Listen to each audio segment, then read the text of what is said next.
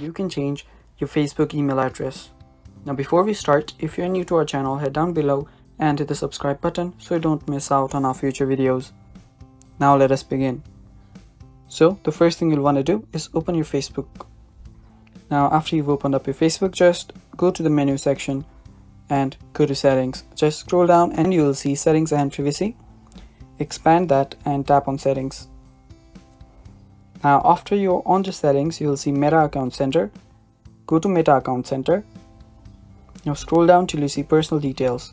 After you're on personal details, tap on contact info and you will see your email address and phone number.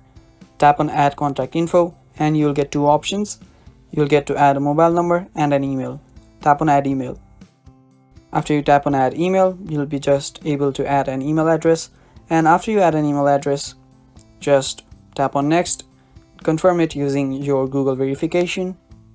After doing that, just tap on the email that you already had and you'll be able to delete this, and by doing that you will have changed your email address on your Facebook. So that is basically it, guys. Thank you for watching. That is all for the video.